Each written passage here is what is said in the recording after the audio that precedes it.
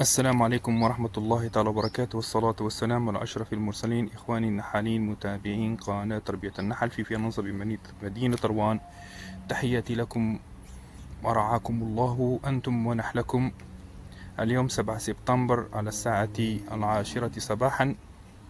إني تفقدت هذه الخلايا 1 2 3 4 وهذه الخامسة على صحة جيدة، والخلايا كلها منتظمة، والحضنة موجودة والبيض موجود، إلا ما عاد هذه ناقصة قليلا.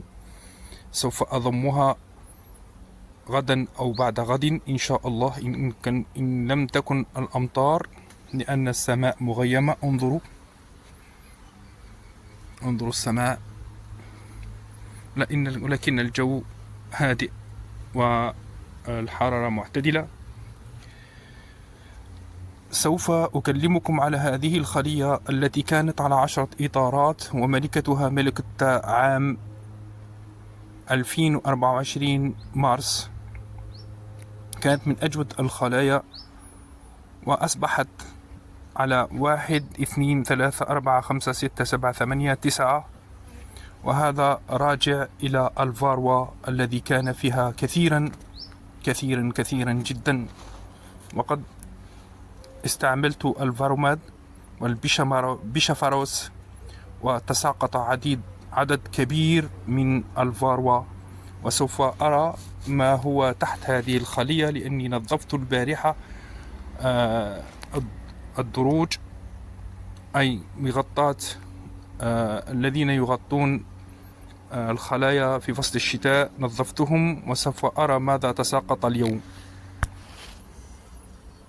انظروا، بعد تنظيف الدرج البارحة تماما ووضعت الزبدة عليه، انظر حصيلة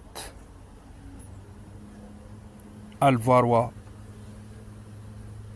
ها هي حصيلة الفاروا، لا حول ولا قوة إلا بالله العلي العظيم.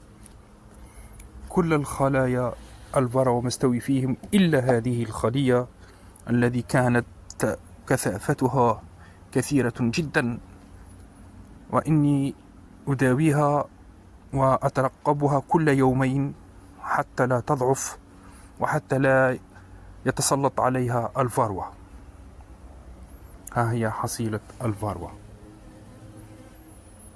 كما قلت لكم، الفاروا هو قاتل النحل وقاتل الخلايا تماما ومدمرها. إني وضعت له البيشافاروس يوم الأربعاء الماضي. كل هذا عدد الفاروا. وإني أستعمل الآن المدخنة، لأن الأجواء بدأت تبرد، ولا أستطيع رشهم بخل التفاح حتى لا أنقص من حركة النحل. إن النحل لا يتحمل عندما تتراجع الحرارة، يتحمل الندى.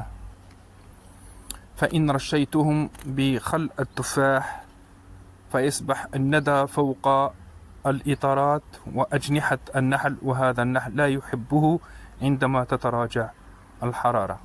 فلهذا الآن أستعمل المدخنة، وأستعملها حتى لا يدور الدبور عندما أفتح الخلايا. والسلام عليكم ورحمة الله تعالى وبركاته.